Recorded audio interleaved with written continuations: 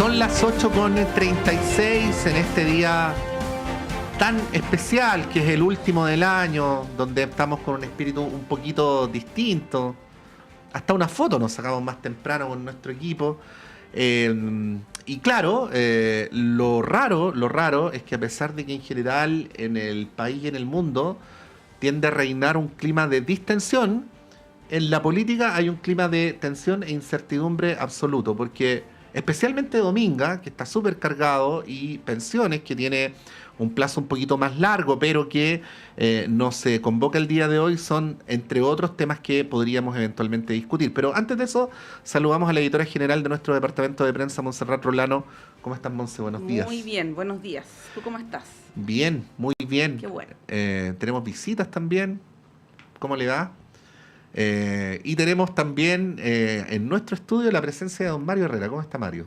Bien, todo ¿Sí? bien, como último día. Académico de la Universidad de Talca, ¿sí? Y saludamos también a Jorge Arrate a través del Zoom. ¿Cómo estás, Jorge? Buenos días, bienvenido. ¿Qué tal, Patricio? Montserrat, Herrera, un gusto verlos. Gracias, Jorge. Mario, sí, vos, Pato dice que tenemos visitas, pero no le da contexto a nuestros auditores que pueden que podemos imaginarse decir quién es cualquier la cosa. visita. Estoy con mi hija aquí, que está al otro lado del vidrio, como muchas madres y padres. En esta época tenemos que andar con nuestros niños. ¿Cómo Así estás, que Alesia? Saluda. Por ahí está jugando. Ahí está saludando. Bueno, Mario, el tema pensiones. Hemos hablado harto de eso, irrumpió Evelyn Matei, el presidente criticando a las AFP, ayer la ministra Jara diciendo no nos importa lo que diga la AFP, un poco ese ha sido el tono, ¿no? Un enfrentamiento constante que viene desde hace harto tiempo. Pero quizás el problema más importante que tiene el gobierno, no sé si el más importante, porque tiene hartos con esta reforma, está como en una situación media imposible, ¿no? Porque, por un lado, tiene que ceder, seguir cediendo en una condición bien desfavorable de negociación con la derecha, que tiene el sartén por el mango, pero por otro lado tiene una suerte de desfonde desde la izquierda que se viene evidenciando desde hace harto rato. Aquí, por ejemplo, hace algunos meses Eric Campos de la CUT y también militante del PC dijo que no era para ellos no era deseable cualquier reforma y que en caso de que se llegara a un mal acuerdo era preferible no tenerlo, ¿no? Ha habido varias declaraciones desde el mundo más de la izquierda que van en esa línea. La coordinadora No Más AFP también hace un par de semanas planteó el retiro del proyecto, y ayer Daniel Jadwe, ayer o antes de ayer, ayer creo que fue. No sé si fue el domingo en la tarde o ayer, Daniel Jadwe tuiteó respecto de esto y también planteó la posibilidad de retirar el proyecto, ¿no? Para no seguir cediendo y beneficiando a las AFP. Esto fue secundado por varios parlamentarios del PC, yo diría que más de la mitad de la bancada, y ponen una situación compleja al gobierno. Mario, ¿cómo lo ves? Porque por un lado está el flanco de la derecha, de la oposición, y por otro lado el de la izquierda. No solamente lo quiero personalizar en el PC, hay algunos parlamentarios como Andrés Giordano, ¿no? Que también han planteado sus críticas. En la misma comisión política del Frente Amplio se planteó también, entre comillas, presionar al gobierno en esta materia, ¿no? Sí, yo no sé si será el espíritu de final de año, pero yo lo veo más como una oportunidad para el gobierno que como un problema para el gobierno. Es una oportunidad en términos políticos porque representa alejarse de esa izquierda más dura en un año que es el año en el que se tiene que aprobar esta reforma de pensiones, y se tiene que aprobar porque están los timings para ellos, hay acuerdos relacionados con ellos, y es probablemente una de las oportunidades históricas para sacar adelante un proyecto de pensiones que forma parte de las demandas ciudadanas históricas, pero sobre todo desde el estallido social en adelante. Entonces, es una oportunidad por el timing, pero también por el juego que se formula con la oposición. Y acá es donde el gobierno ha tenido una buena estrategia desde el punto de vista comunicacional, porque lo que está haciendo es empujar el debate hacia su línea en la cual le conviene, o sea, esta línea de AFP las malas del modelo, las que en definitiva se llevan las ganancias, etcétera, versus una propuesta que va a ir en contra de esas AFP. No necesariamente es una propuesta entre capitalización individual y reparto, porque sabemos que el proyecto no tiene esas características, de hecho mantiene e incentiva aún más la capitalización individual en ciertas partes, pero sí es un proyecto que en lo inmediato va a tener una mejora en las pensiones, sí es un proyecto que avanza en términos de reparto.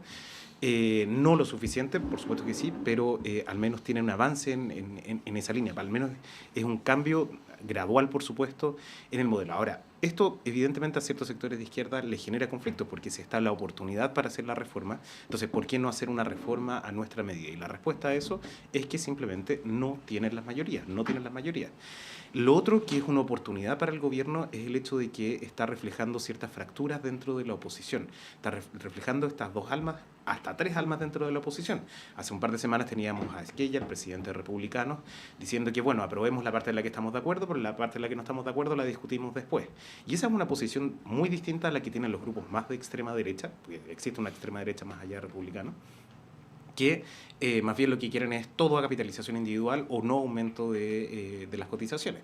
Y en el caso de la derecha de Chile Vamos, con esta figura medio extraña de Evelyn Matei, que se entrampa un poco en el discurso, llega un poco tarde a la discusión y por supuesto que genera problemas y conflictos dentro del interno. En ese sentido, la reforma de pensiones ha ayudado al oficialismo y sería el gran legado del presidente Boric junto con otros proyectos en materia laboral.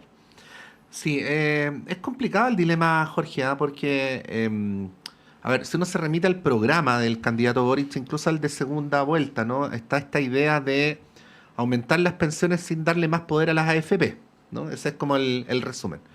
Y uno podría decir en el papel que para cumplir con ese propósito habría que ser pragmático, pero hasta donde se ve el marco del acuerdo es altamente probable que no se aumenten significativamente las pensiones y que al mismo tiempo se siga fortaleciendo a las AFPs con este porcentaje adicional que se incorpora, ¿no? Bueno, ¿cómo lo ves? Porque es cierto que hay un malestar en el PC y en el Frente Amplio, pero no solo en ellos. O sea, también hay diputados socialistas, Melo, Manucheri, que han expresado una cierta disconformidad con la manera en que se entrevé un acuerdo.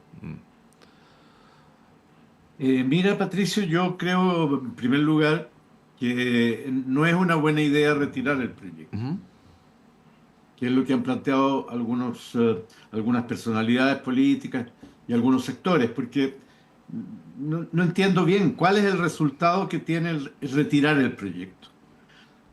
¿Ganan los pensionados? No. ¿Gana el gobierno? No. ¿Suben las pensiones? Tampoco. Entonces, a mi juicio, el peor camino es retirar el proyecto. El proyecto tiene que avanzar y creo que el gobierno lo ha hecho bien en este desfiladero en que está metido, en que no tiene mayoría en el Congreso y está enfrentando una negociación. Hasta ahora creo que lo ha hecho bien y que está manteniendo una línea adecuada.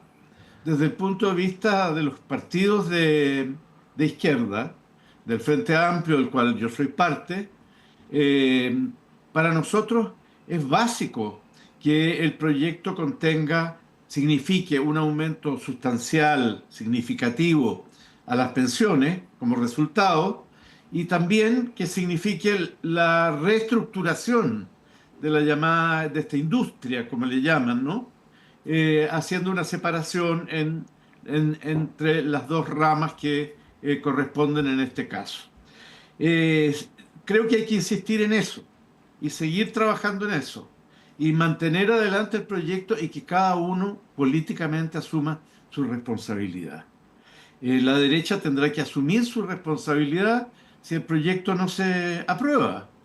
Y el gobierno y los partidos que lo apoyan, a mi juicio, debieran mantener una posición que tenga claras limitaciones, líneas rojas, cuestiones esenciales que la ley tendrá que contener. Y si no, no podrá aprobar ese proyecto. No podrá haber acuerdo con la derecha para que se aumente en un 6% la cotización, el 5,5% vaya a capitalización individual y solo el 0,5 se utilice para restablecer un equilibrio entre hombres y mujeres. Esa solución no es solución. Esa solución le allega más recursos a la AFP, las consolida más todavía, y eso está absolutamente en contra de lo que era el programa del presidente y lo que avalaron los partidos que apoyan al gobierno. Sí, ahí Mario, bueno, ahí nos se pregunta cuál es la estrategia de quienes quieren postergar esta discusión, porque no está claro que el próximo Congreso sea más progresista, lo voy a decir así, que el actual. Es probable que sea al revés, ¿no? Y es probable también que el próximo gobierno, que además el Ejecutivo tiene una iniciativa, una prerrogativa absoluta respecto del tema de la seguridad social, el próximo gobierno es probable que sea de oposición, ¿no? Entonces, esperar a un próximo gobierno, esperar un par de años más, 3 años más, parece que tampoco asegura que esta discusión se dé en condiciones más favorables para la izquierda, lo voy a decir así, ¿no? Cuesta ahí entender un poco como la estrategia de querer postergar este debate desde la izquierda. Desde la derecha más extrema, el Partido Republicano, se entiende porque hay un afán de no cambiar el sistema, no cambiarlo sustantivamente o no cambiarlo de plano, ¿no? Y lo segundo, ya como un comentario, yo sé que esta es una discusión súper ideológica, como las discusiones respecto de la reforma tributaria, de salud, pero ha faltado quizás una mirada más técnica, mirando también experiencia comparada, porque se habla de la capitalización individual como si fuera la panacea, y la verdad es que las AFP entregan pensiones malas, ¿no? Si no fuera por el aporte estatal, la tasa de reemplazo es bajísima. Pero además, en la mayoría de los países del mundo existen estos fondos de ahorro colectivo, ¿no? Estados Unidos tiene un sistema de reparto, en Europa la mayoría también de los sistemas tienen esas características, por lo tanto, llama la atención que no se dé una discusión en esos términos y tampoco viendo la realidad chilena. Evidentemente no podemos compararnos con Suiza, por ejemplo, ¿no? Tenemos un mercado laboral que tiene determinadas características, el tema de los sueldos, la inserción de las mujeres, en fin, hay un montón el tema de la tasa de natalidad que va a la baja, bien dramática las cifras en ese sentido. Quizás faltaba una discusión más técnica, mirando datos, mirando cifras y no solamente con eslóganes y apelando a las encuestas, ¿no? Ayer lo hablábamos también, la mayoría de los chilenos quiere que la plata se vaya a la AFP. Bueno, la mayoría de los chilenos tampoco quiere a la AFP, ¿no? Por lo tanto, las encuestas ahí también pueden ser engañosas. ¿Cómo lo ves? Sí, no, la encuesta es la peor forma de tomar esta decisión. Porque depende mucho de la forma en la cual se haga la pregunta, el resultado al que llega. Si tú le preguntas a las personas si prefieren un sistema de capitalización individual o un sistema de reparto con solidaridad, la gente prefiere la capitalización individual por el tema que está asociado con la propiedad de los ahorros y ese tipo de cosas. Sí, y además ha habido críticas a algunas preguntas medias tendenciosas que ha habido en algunas encuestas, claro, sobre el tema. Te lo planteo de una forma distinta. Si tú le preguntas a la gente si prefiere que el Estado se haga cargo de sus fondos o que sigan la AFP, la gente va a preferir al Estado sobre las AFP. Entonces depende mucho de la forma en la que se haga la pregunta, el resultado al que llega, y esta es una decisión que sí o sí no tiene que ser en función de proyecciones, de simulaciones. Ahora, esas simulaciones tampoco, a pesar de que están construidas sobre datos objetivos, tampoco son simulaciones en términos reales. Recordemos este famoso inserto del diario de que las pensiones van a ser equivalentes al 100% que era lo que se hacía al momento cuando se creó el sistema. Entonces, evidentemente cualquier proyección, cualquier simulación tiene ese componente también que es un componente político al momento de hacer la simulación. Si uno lee una proyección de la Fundación Sol, probablemente va a ser muy distinta de una proyección de Libertad de Desarrollo, de otro centro de estudio. Y de eso está muy cargado el debate también, o sea, de cifras que sirven a cierto perfil. Entonces, al final la discusión no es una discusión de opinión pública, porque no sabemos muy bien qué es lo que quiere la opinión pública. La opinión pública lo que sí sabemos que quiere es que quiere mejorar las pensiones, que ese es el trasfondo. Sí, pero igual Mario, hay un dato duro, que es la plata que está llegando todos los meses a las cuentas de los jubilados. Y ese es un dato duro, y el número es espantoso. No, claro, o sea, el dato de que las pensiones en este momento son bajas y de que hay que mejorarlas es probablemente el único dato objetivo de toda esta discusión. Y el resto termina siendo una discusión que al final es una discusión efectivamente ideológica, de hacia dónde va el mundo. El mundo va hacia los sistemas de reparto, va hacia los sistemas de capitalización individual o va hacia sistemas mixtos. ¿Sí? Yo creo que acá tampoco es el afán del gobierno de ir a un sistema de reparto en un 100%, sino que más bien encontrar alguna fórmula que sea una posición intermedia. Pero yo me creo con las palabras de Jorge Arrate en el sentido de que si no es el momento ahora de discutir la reforma de pensiones, probablemente no lo va a hacer más adelante tampoco. Yo tengo una garantía y una certeza que si nos reunimos el próximo año en esta misma fecha, después de la elección de diputados vamos a tener un Congreso más fragmentado del que tenemos si es que no hay cambios al sistema electoral, y probablemente no los haya. Jorge, hay algo que nos ha dicho en las últimas 2 entrevistas que le hemos hecho David Bravo, el economista y ex presidente de la Comisión Asesora del Gobierno de la Presidenta Bachelet. Él dice, nunca ha habido una buena discusión sobre esta materia en años en coyunturas electorales, ¿no? Y esto independientemente de lo que él piense sobre el tema específico del proyecto de ley. Él habla de estas contingencias. Si es que fuera cierto, pero siguiendo lo que dice David Bravo, uno tiende a encontrarle razón.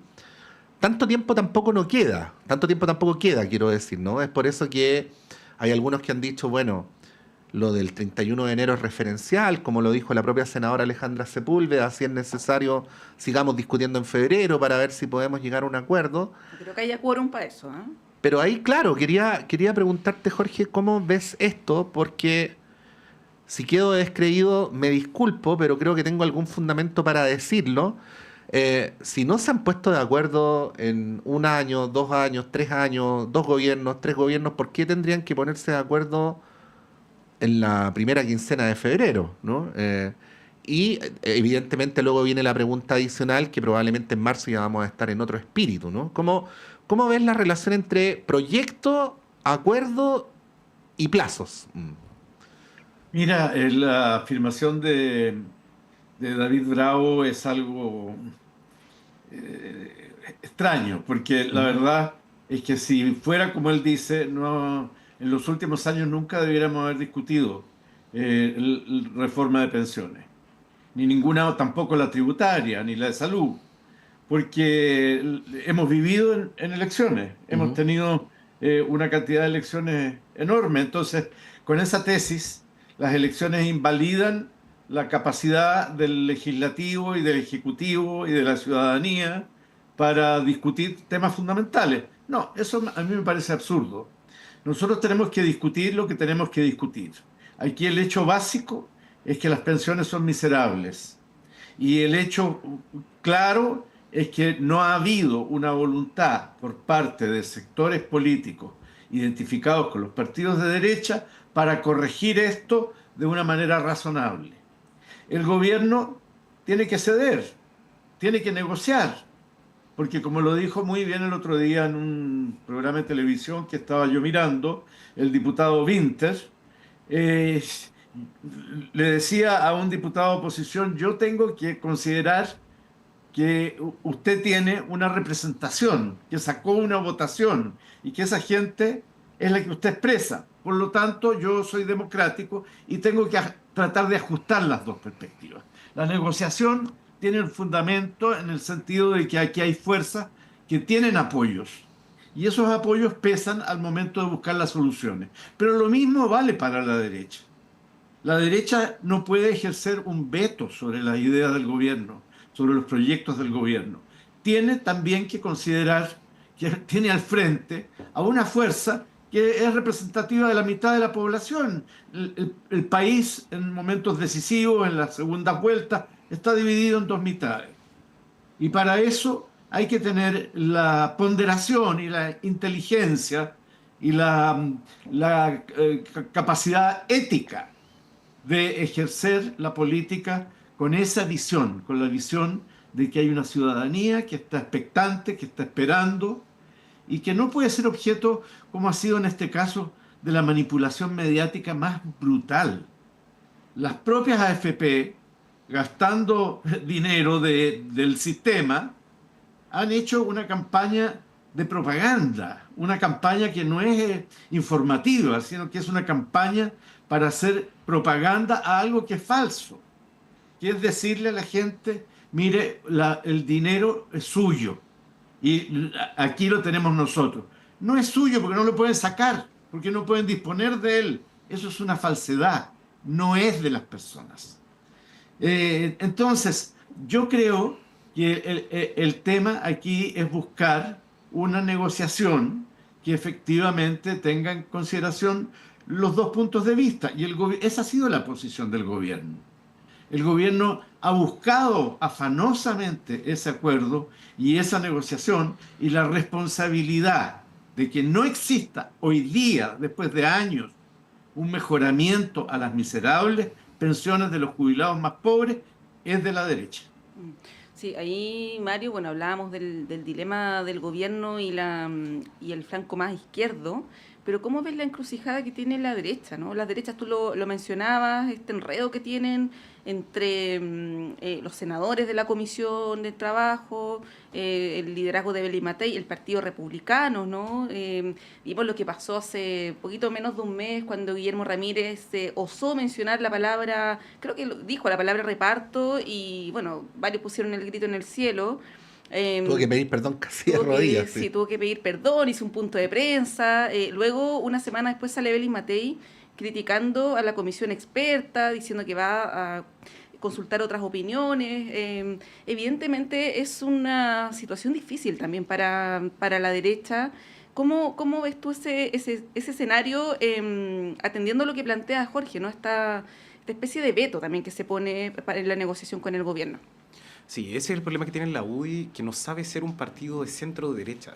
Está acostumbrado a ser el partido tradicional que está siempre más hacia la derecha. Entonces ahora le aparece Republicanos, le aparece Kaiser y su partido en formación, y queda en una posición poco cómoda. Entonces el presidente del partido, naturalmente, y hay figuras dentro de la UDI también que sí tienen esa posición más de centro-derecha, pero luego los diputados de su sector, los senadores de su sector aparecen con una posición que es completamente distinta, y eso va generando indisciplinas dentro de un partido que tradicionalmente siempre ha sido muy disciplinado.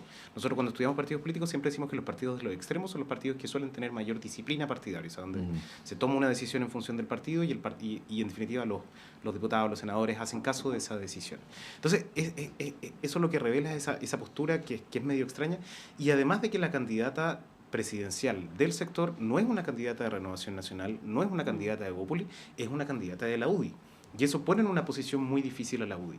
En una Evelyn Matei que está tratando de transitar entre ser más parecida a Piñera, un liberal de derecha, versus un liberal, no en el sentido económico, sino que un liberal en el sentido de agenda valórica, de abrirse al diálogo en este tipo de temas precisamente.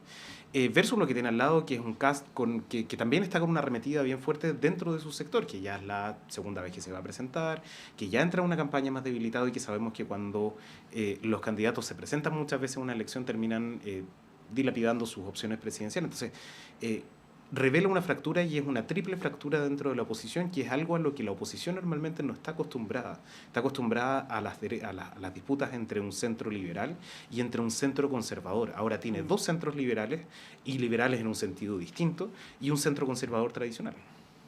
Bueno, vamos a continuar hablando sobre otros temas en esta mañana de día martes 31 de diciembre del año 2024. Por de pronto vamos a ir un breve alto, y a la vuelta estamos con Montserrat Rolano, con Mario Herrera, con Jorge Arrate, con nuestro equipo y con todos ustedes comentando la contingencia política y quizá un poquito de balance, ¿no?, en este último programa del año.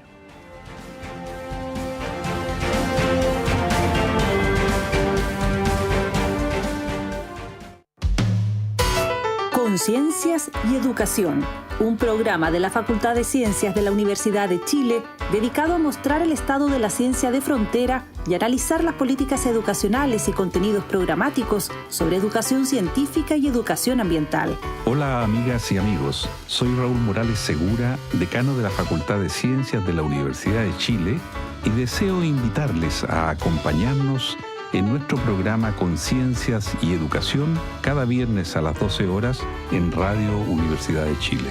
Conciencias y Educación, un programa para una ciudadanía más demandada en los avances científicos, tecnológicos y ambientales, en el 102.5 FM y radio.uchile.cl.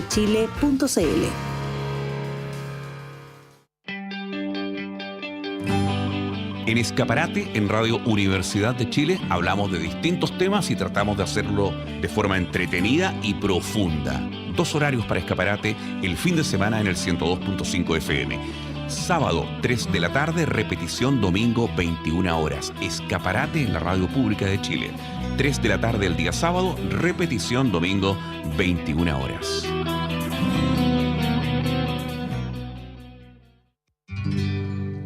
Descubre el fascinante mundo del patrimonio cultural chileno en Chile, su tierra y su gente. Cada domingo, de 11 a 13 horas, te invitamos a explorar la riqueza de nuestro país diverso y emblemático. Únete a nosotros en Radio Universidad de Chile, 102.5 FM y en www.radio.uchile.cl para conocer más sobre nuestra identidad cultural. Chile, su tierra y su gente es un programa creado por el Ballet Folclórico Antumapu de nuestra universidad. Sábados en la mañana, ¡qué emoción! Con la familia juntos y en sintonía. Música por la radio, pura diversión. Dime el nombre del programa. ¿Ya lo sabes? Así lo creo. Es para niños y grandes y no te lo puedes perder. La respuesta es fácil. ¡Que siga el recreo! Te esperamos todos los sábados a las 9 de la mañana por Radio Universidad de Chile y señal online, en nuestro programa radial para niñas y niños. Programa creado por CRIN Chile y financiado por el Fondo para el Fomento de la Música Nacional, convocatoria 2024. Que siga el recreo, que siga el recreo y no se acabe más. Aguas Trayén o Cascada en Mapudungún es la mejor agua purificada con tecnología de última generación. Para más información, visite su página web www.aguastrayen.com.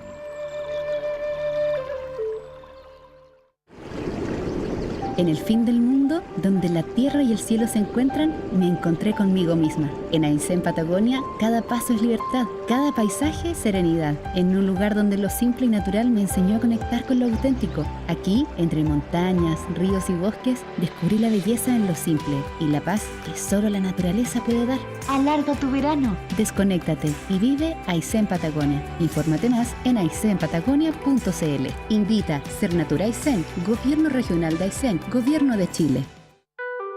Radio Universidad de Chile, tu conexión privilegiada con la música nacional, galardonada como radio fundamental de la música chilena 2024.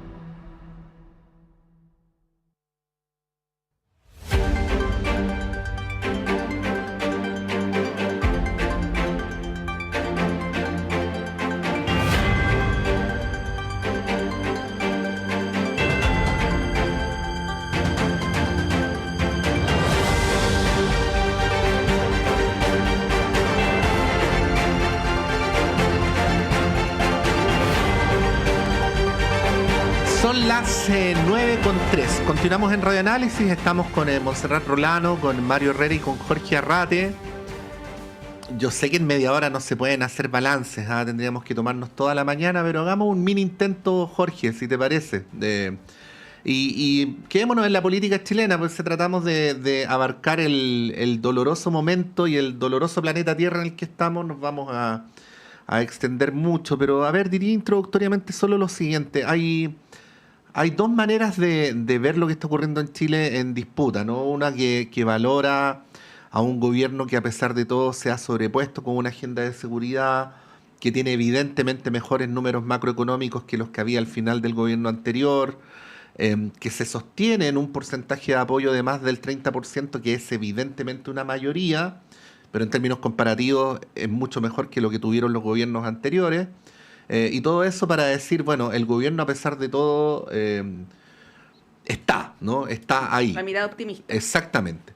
Y por el otro lado está el relato de que habla de que en términos concretos las cifras macroeconómicas no son buenas, que los números en seguridad ciudadana tampoco son buenos, y que tenemos un gobierno que no ha logrado convertir en obras perdurables su programa de gobierno, ¿no? Ahí te dejo introductoriamente el tema, Jorge, pero evidentemente tú desembarcas como te parezca mejor. Mira, primero decir, Patricio, que Lo que ocurre en nuestro pequeño país es influenciado sin duda por lo que ocurre en el mundo. A veces parecemos como esos peces que hay en las fuentes, en medio de los parques, que miran solo lo que haya en su propia fuente. Pero en el mundo de hoy tenemos que mirar al mar. Y el mar se ve bravío. No voy a alargarme en el tema global, pero quiero sí poner el marco, ¿no? Primero, en el año que termina, se ha hecho presente con una fuerza tremenda, se ha desplegado la inteligencia artificial. Hace un par de días atrás, leyendo un texto, me encuentro una entrevista en la BBC del Premio Nobel de Física 2024, que es considerado como uno de los padres de la inteligencia artificial. Y él dice, existe un 10 o 20%, estoy leyendo, de probabilidad de que la inteligencia artificial provoque la extinción humana en los próximos 30 años. Bueno, no es una noticia demasiado optimista, pero ¿qué es lo que quiero decir? Tenemos que poner ojo en qué está pasando en este ámbito. Segundo, ya más concreto, el mundo enfrenta un poder que yo creo que no había enfrentado anteriormente. Aquí se ha producido el matrimonio entre las concepciones de derecha retardatarias, reaccionarias, que representan retroceso, como es Donald Trump, presidente de Estados Unidos, y Elon Musk, que representa la tecnología y la ciencia más avanzada. Yo creo que nunca se había dado una relación tan estrecha y por lo menos tan visible como hoy día entre estos dos factores. Y ese es un nuevo desafío para la humanidad.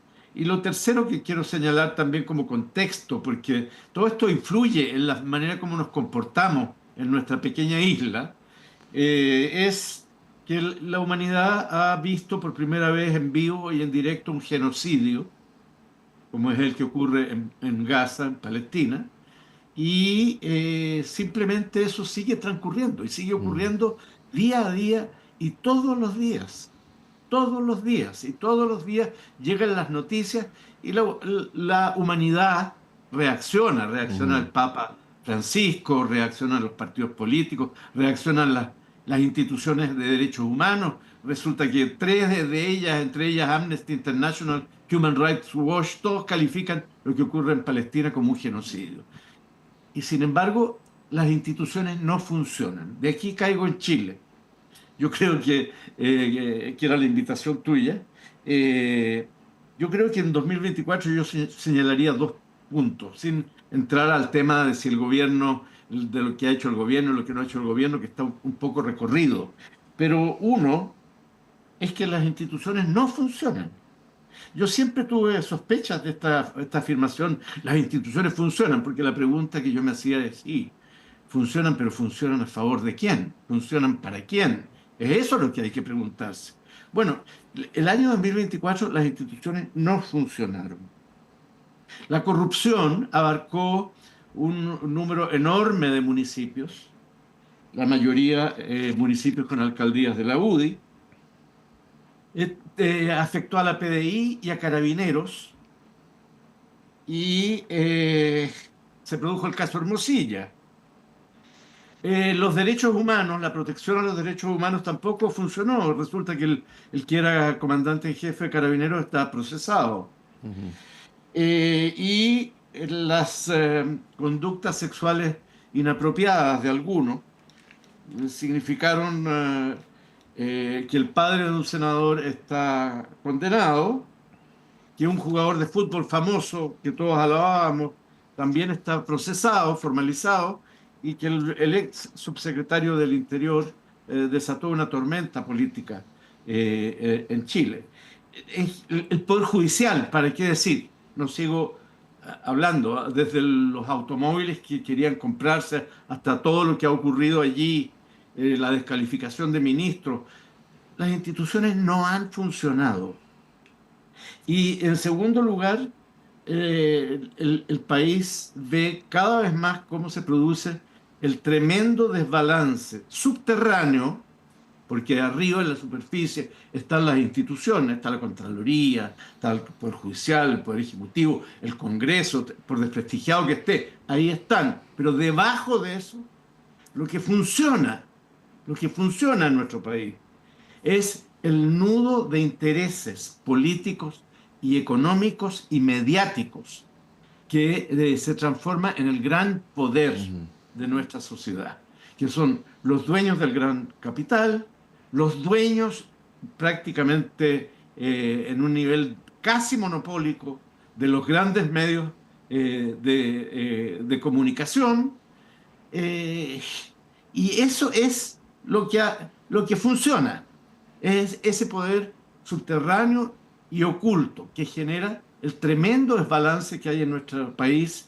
que sigue aumentando. El capital sigue, la riqueza sigue concentrándose, el ingreso sigue distribuyéndose de una manera totalmente injusta.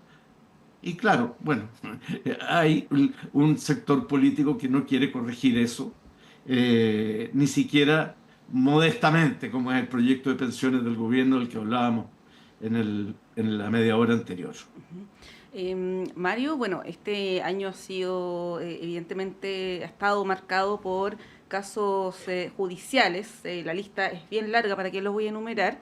Y quizás hay un matiz con Jorge, porque el hecho de que estén en prisión preventiva personajes poderosos en términos de su poder económico, como Jorge Valdivia, Katy Barriga, el caso también de Luis Hermosilla, quizás da cuenta de que las instituciones sí funcionan, ¿no? Que no están al servicio del poder económico, por ejemplo, donde evidentemente aquí hay personas que sí lo ostentan. Bueno, hay otros casos también que se podría mencionar del lado de la izquierda, está Manuel Monsalve, Daniel Jadue en prisión domiciliaria, prisión preventiva, o sea, digamos, previo al juicio. Eso por un lado, ¿no? A propósito de lo que plantea Jorge, y segundo, las críticas de la oposición. Ayer hubo un punto de prensa de la UDI, en general la oposición muy crítica, poniéndole nota roja en todas las áreas al gobierno. A mí me llama un poco la atención eso, porque si uno ve, por ejemplo, la aprobación que tiene la oposición, tú sabes ahí manejar los datos de las encuestas, oscila entre un 10 y un 15%, ¿no? Lo que si uno lo lleva a notas sería como un 1,5, por lo tanto está más que reprobado. Entonces llama la atención que tengan este discurso tan duro contra el gobierno, cuando ellos mismos también están en una posición desventajosa respecto de la opinión pública y de su rol como oposición, ¿no? ¿Cómo es eso también de las críticas que ha habido en materia económica, de seguridad, donde la oposición también tiene un rol en la tramitación de proyectos? Ha habido algunos proyectos que no han avanzado también por disposición de las oposiciones. Sí, fíjate que ayer precisamente estaba revisando pues, estoy haciendo un artículo sobre corrupción, y una de las cosas que forma parte de la discusión es cómo se mide la corrupción, porque al final la buena corrupción es la que no se nota, es la que ocurre en lugares o espacios que generan precisamente esos incentivos para que la corrupción no salga a la luz pública, y lo que uno trata de capturar en esos casos es más bien una especie de percepción de corrupción, de un ambiente de que existe corrupción, pero la gente no es capaz de llevarlo a procesos judiciales o las instituciones no funcionan. Yo me quedo con eso de este año en el sentido de que las instituciones en Chile todavía sí funcionan. La percepción en términos genéricos de la corrupción es una percepción alta, pero cuando uno lo lleva a la escala local, cuando uno lo lleva a la escala de usted presencia algún acto de corrupción, o usted sobornaría a un policía, usted sobornaría a un funcionario público, etcétera, ese tipo que es por así decirlo, lo que está más arraigado dentro de las instituciones, todavía no se socava, todavía no entra hasta ahí.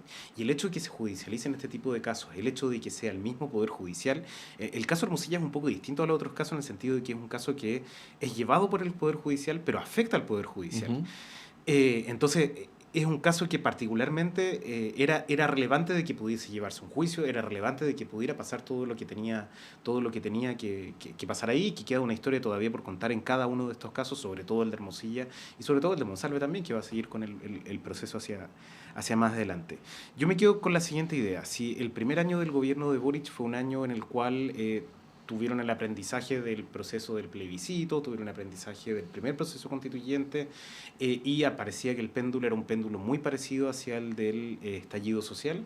El segundo año fue el segundo año de la oportunidad de la oposición, de la oposición en particular, de la oposición de republicanos, que terminó en un proceso que también fracasó, que también la gente que dijo que no. Y este es el año que mucha gente dice en términos electorales que es el año de la moderación.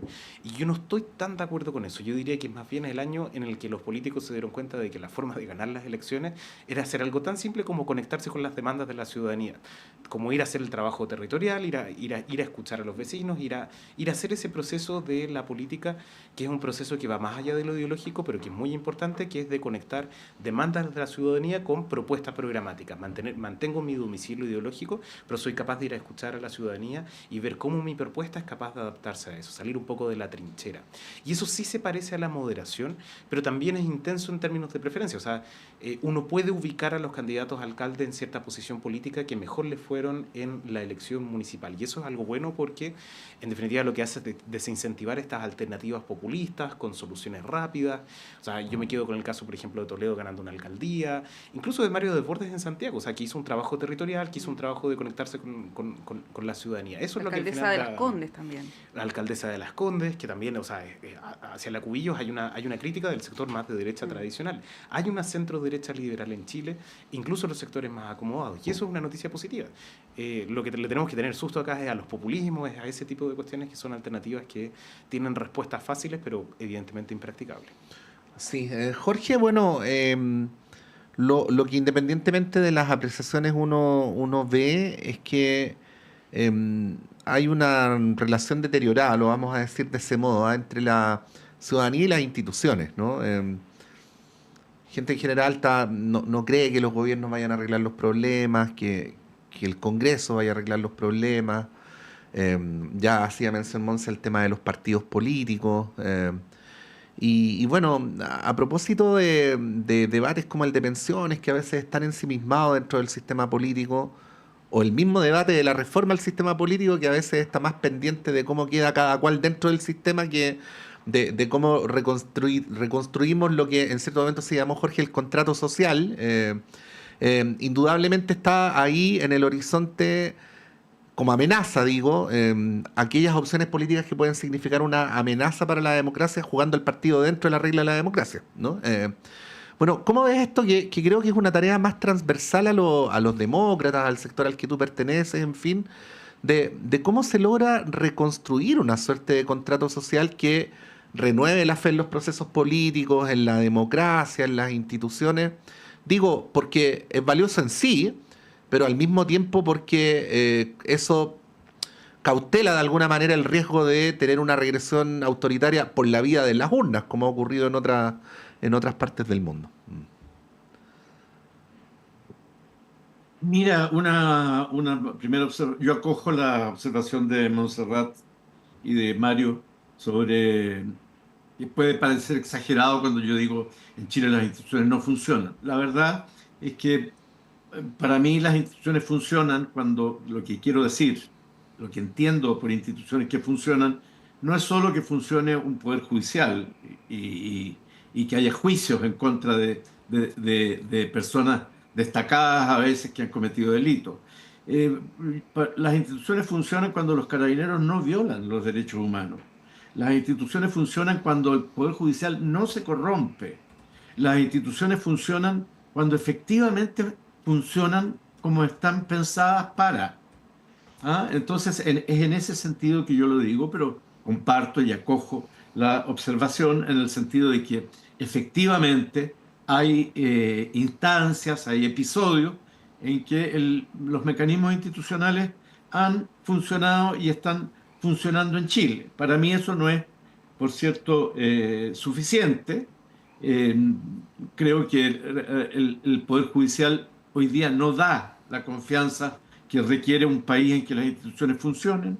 la Fiscalía tampoco, el Carabineros y la PDI tampoco, en la medida que uno considera los acontecimientos que ocurrieron en el año 2024. Voy al tema que plantea Patricio. Yo creo que es un tema muy difícil, muy complicado. Yo creo que enfrentamos un tramo en la historia política de Chile y del mundo que es muy complicado. Estaba pensando, por ejemplo, en la anulación de las elecciones democráticas que se hicieron en Rumanía. En Rumanía hubo elecciones que parece que fueron impecables, tenían un sistema electoral, contaron los votos bien, nadie salió arrancando con las urnas, y se anuló la elección. Y se anuló porque hubo, según se señala, hubo una intervención de los rusos a través de las redes sociales y todos los mecanismos de bombardeo que operan en una elección para llevar desde un candidato desde insignificancia a un candidato en un breve tiempo a ganar esas elecciones.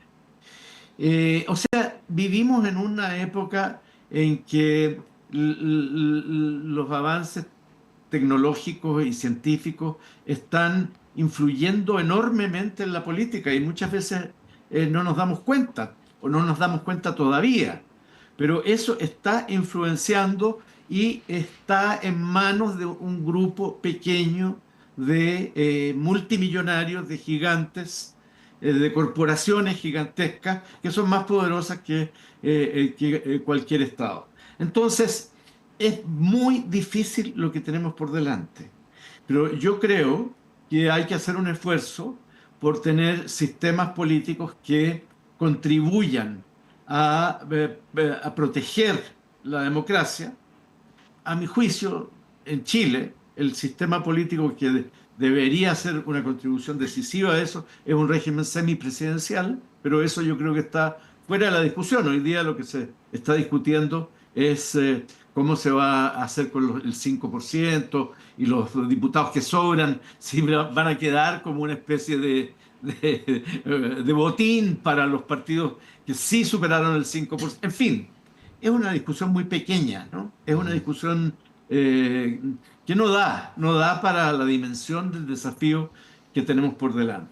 El otro tema que yo veo también complejo, pero que es abordable, es el tema de los partidos políticos. Mario señalaba, por ejemplo, aquí la idea del contacto de los partidos con la gente, con la vida diaria, con la vida cotidiana. Y en ese sentido, yo creo que las elecciones son bien sanas, porque en un sistema como el nuestro, cuando hay elecciones, es cuando los políticos van a golpear las puertas de las casas, conversan con las personas, se enteran en directo de los problemas que efectivamente tiene la ciudadanía. Y en ese sentido, esto es muy valioso. Pero ¿qué es lo que hay en el fondo? En el fondo lo que hay es que la idea de partido con que trabajamos hoy día es una idea que a lo mejor está periclitada. Es una idea que viene del siglo XIX y que se ha ido desarrollando, pero que ha tenido un ciclo. Entonces, uno de los desafíos para ir en la dirección que señala Patricio es pensar los partidos de otra manera. ¿Cuál? Bueno, hay que inventarla, hay que innovarla, pero no hay que seguir copiando. Yo digo, bueno, se va a fundar un partido. Sí, pero para fundar un partido igual a los que hay, no sé si sirve. Específicamente, yo creo que en el caso del Frente Amplio, que es el partido más nuevo que existe hoy día, el desafío que tiene es concebirse a sí mismo de una manera nueva, distinta. Y eso, bueno, hay que examinar cuáles son los caminos.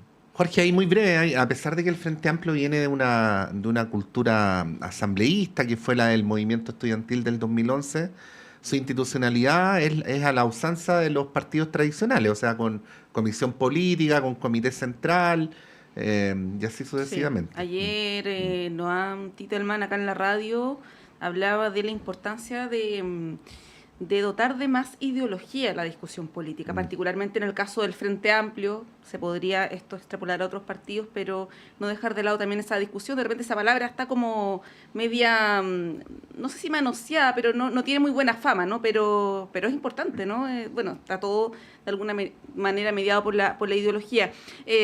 Mario, nos quedan algunos minutos y te quiero preguntar por el momento actual del gobierno, ya que entra a su último año.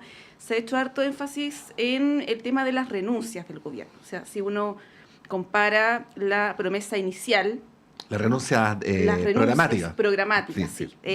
La promesa inicial y lo que estamos ahora, ya viendo si es que con suerte sale una reforma de pensiones donde evidentemente va a ser mucho más parecida a lo que quisiera la derecha, donde no hay ninguna reforma grande. Hay algunos que dicen, por ejemplo, el tema del copago cero, las 40 horas, pero hay quienes dicen no hay ninguna reforma estructural importante que haya sacado este gobierno, y en el horizonte tampoco se ve que eso vaya a ocurrir en el último año, que además es un año electoral, ¿no?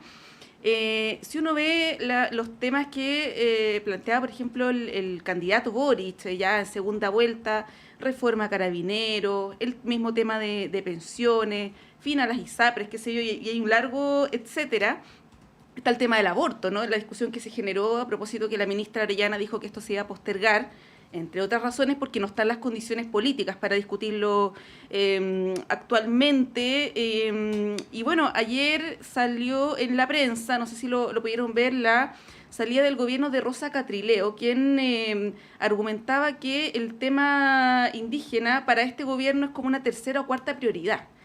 Pasamos del Gualmapu, de la exministra Siches, a que sea una tercera o cuarta prioridad. Lo pongo en términos un poco caricaturescos, ¿no? Pero ¿cómo ves tú ese tránsito que ha tenido el gobierno en estos 3 años ya entrando a la etapa final? A ver, no hay gobierno en la historia reciente de Chile que no haya tenido un cambio de prioridades dentro de su gestión. Cosas pasan. El ejemplo de eso es el gobierno de Piñera. Piñera partió un gobierno diciendo que Chile iba a crecer al 5% por cada año y que el programa estaba condicionado a ese crecimiento porque eso iba a generar recaudación de impuestos. Vino un estallido social, vino un reordenamiento de las preferencias. En algún momento incorporó a Evópoli, después lo sacó, después puso a los partidos tradicionales.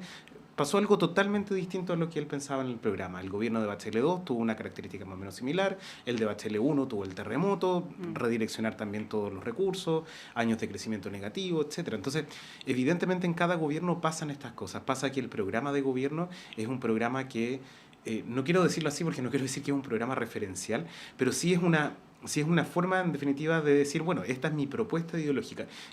A mí me gusta mucho la frase esa de Titelman en el sentido de que conjuga dos palabras que en Chile están muy mal vistas. Hay que dotar de ideología a los partidos políticos. Y tanto la ideología como los partidos políticos son mal vistos, siendo que en realidad los partidos son los agentes que se conectan con los ciudadanos, que resuelven problemas, etc. Y así eran vistos en Chile hasta antes del año 73, donde en definitiva cuando la persona tenía un problema iba al partido político, acudía a su partido en busca de una solución. Ahora la gente busca otro tipo de refugios que son distintos a los partidos políticos. Y la ideología, que es esto de tener un programa, de decir, mira, si yo me enfrento a la decisión entre A y B, mi decisión va a ser tomar siempre A. Aunque sea una A atenuada, una A acompañada de una Z chiquitita, una A con matices, pero va a ser una A. Porque en definitiva lo que yo prefiero es siempre esta opción por sobre esta otra opción. Bueno, la ideología tiene ese componente que es un componente positivo, que es un componente en el cual nos permite a nosotros ubicarnos programáticamente. Y perdona, pero me quedo con una idea de Jorge Arrate, que es cómo dotar a estos partidos, cómo dotar a estos programas de una conexión ciudadana. Y fíjate que los partidos, cuando mejor les va, es cuando logran hacer eso. El mejor momento del partido de la gente, por darte un ejemplo que es atípico, era cuando tenía esta idea de la democracia digital, cuando hacían consultas online, cuando tenían toda esta idea de conectarse con el votante, de conectarse con el militante. ¿Cuándo es que el partido de la gente empieza a morir? Cuando empieza con el faccionalismo, cuando empiezan a salir los caudillos, cuando pierde ese componente ideológico. Y eso es lo que le pasa a la mayoría de los partidos políticos. Le pasó al Procormeo, le pasó a distintas apuestas que hubo en el camino y que no tuvieron buenos resultados precisamente por eso. Porque se empiezan a faccionalizar, empiezan como por esta pelea del botín, más que por tratar de que esa diferencia de opiniones que siempre existe dentro de un partido, lo que haga es sumar a gente, sumar preferencias, sumar personas y construir en definitiva una mayoría. Bueno, habría tanto más que decir, pero la radio tiene estas cosas, ¿eh? Tiene estos límites temporales, en fin, pero no me cabe duda que tanto en nuestras conversaciones como en la de nuestros auditores y televidentes estos temas seguirán rondando por algo es que nos convocamos en torno a esta radio, porque son temas que nos resultan de interés común. Jorge Arrate, como siempre, muchas gracias por tu gentileza, por tu complicidad, por estar acá, por tus aportes. Que tengas un muy buen 2025. Bueno, lo mismo para ti, para la radio, que queremos mucho, para Montserrat y para Mario, y para todos los oyentes, un abrazo de año nuevo, con el deseo de que el próximo, a pesar de todas las dificultades y de las fallas de las instituciones, sea un año nuevo en lo personal y en lo familiar muy bueno. Muchas gracias, Jorge. Igualmente para ti. Mario Herrera, igualmente que tengas un inicio de año exitoso. No, muchas gracias a ustedes por la invitación, como siempre. Y muchas gracias a ustedes por la sintonía, por la complicidad, por seguir dándonos motivos para pensar que esto que hacemos tiene sentido. Seguimos creyendo en eso. Y también, como dijo un expresidente, tenemos fe en Chile y su destino, ¿no? Así es que durante el próximo año, indudablemente, vamos a seguir promoviendo estas conversaciones pluralistas, diversas, para ir intercambiando y construyendo también comunidad. Ahora, el noticiario no termina ahora, ni mucho menos, simplemente que Montserrat y yo salimos del estudio, viene con ustedes Claudio Medrano y sigue nuestra programación durante todo el día de hoy y durante mañana y durante pasado. Bueno, nos vemos el próximo año, lo cual quiere decir pasado mañana.